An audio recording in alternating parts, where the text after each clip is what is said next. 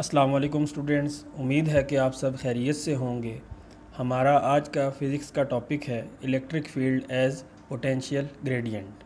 Electric field as potential gradient यानी कि electric field potential gradient के इक्वल है या फिर पोटेंशियल ग्रेडियंट इलेक्ट्रिक फील्ड के इक्वल है।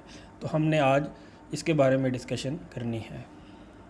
तो स्टूडेंट्स, सबसे पहले हम इलेक्ट्रिक फील्ड के बारे में थोड़ी सी डिस्कशन कर लेते हैं। इस चैप्टर के स्टार्ट में सबसे पहले हमने जो चीज़ डिस्कस की थी वो इलेक्ट्रिक फील्ड ही थी। तो according to definition of electric field, the space और region around the charge in which charge exerts electric force on other charge is called electric field. यानी कि किसी भी चार्ज के इर्द गिर्द पाया जाने वाला वो एरिया, वो इलाका जहाँ पे वो किसी और चार्ज के ऊपर इलेक्ट्रिक फोर्स अप्लाई करता है, उस स्पेस और रीजन को हम क्या कहते हैं? उस चार्ज की इलेक्ट्रिक फील्ड कहते हैं।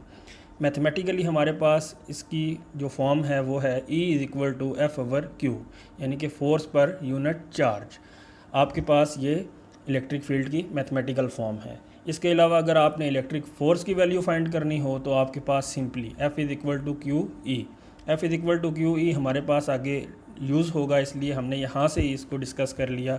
E = F/Q, और अगर आपको F की वैल्यू चाहिए होगी तो F = QE।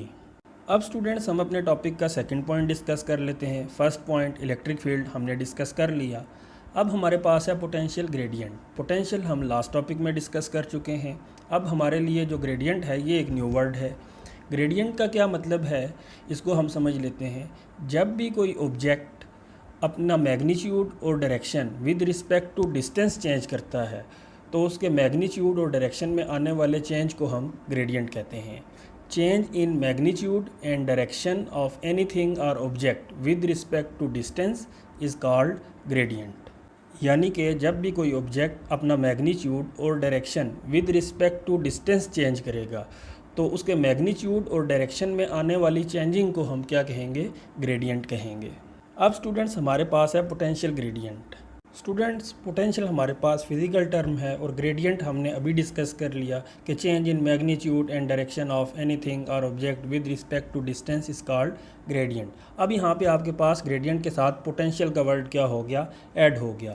मींस के किसी भी चार्ज का पोटेंशियल, यानी कि किसी भी चार्ज के पोटेंशियल का मैग्नीट्यूड और डायरेक्शन जब with respect to distance change होगी तो उस चेंजिंग को हम क्या कहेंगे? पोटेंशियल ग्रेडियंट कहेंगे। और इसकी प्रॉपर डेफिनेशन आपके पास क्या होगी? Rate of change of electric potential in magnitude and direction with respect to distance is called potential gradient. यानी किसी भी चार्ज के पोटेंशियल का मैग्नीट्यूड और डायरेक्शन जब with respect to distance change होगी तो उसमें आने वाली चेंजिंग को हम क्या कहेंगे? पोटेंशियल ग्रेडियंट कहेंगे। अब स्टूडेंट्स, हम इसकी मैथमेटिकल फॉर्म को डिस्कस कर लेते हैं। हमने ये डिस्कस किया ना कि मैग्नीट्यूड और डायरेक्शन ऑफ इलेक्ट्रिक पोटेंशियल जब with respect to distance change होगा तो उस चेंजिंग को हम क्या कहेंगे? पोटेंशियल ग्रेडियंट कहेंगे। Rate of change of electric potential means के पोटेंशियल डिफरेंस है आपके पास। पोटेंशियल डिफरेंस को हम डिनोट करते हैं डेल वी के साथ with respect to distance. Distance को यहाँ पे डिनोट किया गया है स्मॉल आर के साथ। डिस्टेंस चेंज हो रहा है, आपके पास इलेक्ट्रिक पोटेंशियल का मैग्नीट्यूड और डायरेक्शन भी क्या हो रही है? चेंज हो रही है। तो आपके पास पोटेंशियल ग्रेडियंट की जो मैथमेटिकल फॉर्म होगी वो होगी potential gradient is equal to del V over del R, where del V is equal to change of potential and del R आपके पास क्या है? Change in distance. स्टूडेंट्स, अब हम आ जाते हैं अपने टॉपिक की एक्सप्लेनेशन की तरफ। हमारा टॉपिक है electric field as potential gradient, यानी कि इलेक्ट्रिक फील्ड ऐसे ही है जैसे पोटेंशियल ग्रेडियंट है, या फिर पोटेंशियल ग्रेडियंट आपके पास ऐसे ही है जैसे इलेक्ट्रिक फील्ड होती है। अब हमने करना क्या है? चूँकि हमने कहा कि electric field as potential gradient, it means कि जो पोटेंशियल ग्रेडियंट की मैथमेटिकल फॉर्म है वो आपके पास E के इक्वल प्रूव होनी चाहिए। E के इक्वल हमने उसको क्या करना है? अब प्रूव करना है। तो इस चीज़ को प्रूव करने के लिए हमने क्या किया? दो ऑपोजिटली चार्ज पैरेलल प्लेट्स ले ली। एक प्लेट को हमने A का नाम दे दिया, एक प्लेट को हमने B का नाम दे दिया। अब आपके पास दो ऑपोजिटली चार्ज पैरेलल प्लेट्स हैं तो इनके दरमियान इलेक्ट्रिक फील्ड जनरेट होगी, और इलेक्ट्रिक फील्ड की डायरेक्शन हमारे पास क्या होती है? पॉजिटिव से नेगेटिव। और दोनों प्लेट्स के दरमियान हमने एक चार्ज Q ले लिया। अब उस चार्ज का पोटेंशियल कब चेंज होगा? जब हम उसके ऊपर वर्क डन परफॉर्म करेंगे। और चार्ज का पोटेंशियल कब चेंज होगा? जब वो against the electric field move करेगा। तो against the electric field move करवाने के लिए हम क्या करते हैं? चार्ज के ऊपर वर्क डन परफॉर्म करते हैं।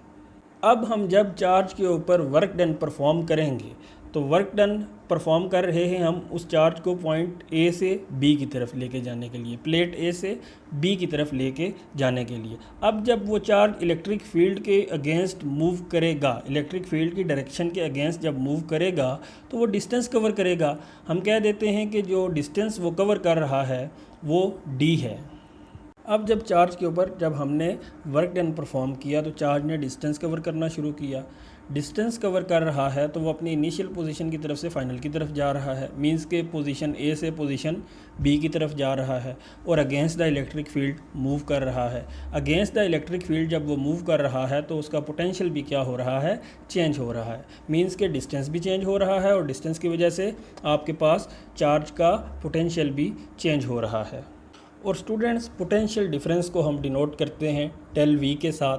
और पोटेंशियल डिफरेंस को हम लास्ट टॉपिक में डिस्कस भी कर चुके हैं कि जो आपके पास पोटेंशियल डिफरेंस की मैथमेटिकल फॉर्म है वो क्या आई थी आपके पास? WAB/Q, work done per unit charge. यानी कि किसी भी चार्ज को पॉइंट ए से जब आप बी पे लेके जाने के लिए जो वर्क डन परफॉर्म करते हैं उसकी अमाउंट को आप क्या कहते हैं? पोटेंशियल डिफरेंस कहते हैं। और हमारे पास जो इसकी मैथमेटिकल फॉर्म आती है वो क्या होती है? ∆V = WAB/Q। अब हम जो WAB है ये वर्क डन है पॉइंट ए से पॉइंट बी तक। हम वर्क डन की मैकेनिकल फॉर्म को डिस्कस कर लेते हैं जो हम लास्ट क्लासेस में डिस्कस कर चुके हैं। आल्सो वी नो कि W = FD cos थीटा, ये हम फर्स्ट ईयर में पढ़ते हैं। W = FD cos theta, where F is force, D is distance and cos आपके पास थीटा जो है वो angle between distance and force है। अब हम वर्क डन की जगह इसकी ये वाली मैकेनिकल मैथमेटिकल फॉर्म पुट कर देते हैं तो हमारे पास आ जाएगा W की जगह ∆V = FD cos θ/Q। Students, यहाँ पे F हमारे पास फोर्स है जो ड्यूरिंग वर्क डन हम चार्ज के ऊपर अप्लाई कर रहे हैं और D हमारे पास डिस्टेंस है कि चार्ज हमारे पास जो डिस्टेंस कवर कर रहा है और थीटा हमारे पास एंगल है बिटवीन फोर्स एंड डिस्टेंस। अब यहाँ पे हमारे पास एंगल थीटा की क्या वैल्यू होगी? हम फोर्स अप्लाई कर रहे हैं और जो चार्ज है वो अपोजिट डायरेक्शन में ट्रेवल कर रहा है इलेक्ट्रिक फील्ड की। इलेक्ट्रिक फील्ड की अगेंस्ट वो क्या कर रहा है? मूवमेंट कर रहा है और डिस्टेंस वो डाउनवर्ड से कवर करना स्टार्ट कर रहा है। मींस के डिस्टेंस और फोर्स की जो आपस में डायरेक्शन है वो क्या है? अपोजिट है। दोनों हैं तो पैरेलल हैं, लेकिन आपके पास उनकी डायरेक्शन क्या होगी? अपोजिट होगी। इट मीन्स के वो 180 का कंप्लीट आपके पास क्या बना रहे हैं? एंगल बना रहे हैं। तो थीटा हमारे पास क्या आ जाएगा? 180 डिग्री। और साथ ही जो हमने टॉपिक के स्टार्ट पे चीज़ डिस्कस की थी इलेक्ट्रिक फील्ड, वहाँ से हमारे पास इलेक्ट्रिक फील्ड की जो मैथमेटिकल फॉर्म आई थी वो थी E = F/Q और फोर्स हमारे पास क्या आई थी? F = QE। अब थीटा हमारे पास आ गया 180 डिग्री और F की वैल्यू हमारे पास क्या आ जाएगी? F = QE। दोनों वैल्यूज़ हम क्या करेंगे? मैथमेटिकल फॉर्म में पुट कर देंगे। F की जगह QE और थीटा की जगह 180 डिग्री।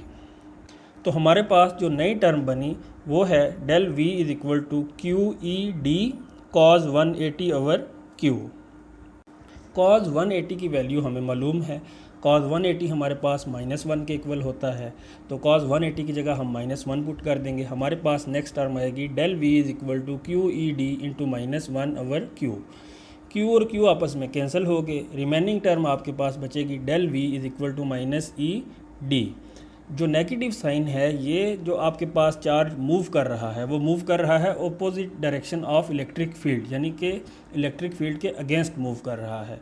तो ये अपोजिट डायरेक्शन को आपको माइनस जो है वो अपोजिट डायरेक्शन को शो कर रहा है। अब स्टूडेंट्स, हम इमेजिन कर लेते हैं कि जो दो प्लेट्स हमने यूज़ की हैं इस फिनोमेना में, उन प्लेट्स के दरमियान जो डिस्टेंस है वो बहुत ज़्यादा कम है, बहुत ही माइनर सा डिस्टेंस है। तो बहुत ही माइनर डिस्टेंस होने की वजह से हमारे पास जो चार्ज का डिस्टेंस होगा वो भी क्या होगा, वो उससे भी ज़्यादा माइनर हो जाएगा आपके पास। तो हम क्या करते हैं, यहाँ पे जो डी है डिस्टेंस, उसको डेल आर के इक्वल ले लेते हैं, यानी कि माइनर सा चेंज हमारे पास चार्ज की पोजीशन में आया है। तो हम डिस्टेंस को डेल आर के इक्वल पुट कर लेते हैं। तो हमारे पास जो नेक्स्ट टर्म बनेगी वो आएगी del V is equal to minus E del are.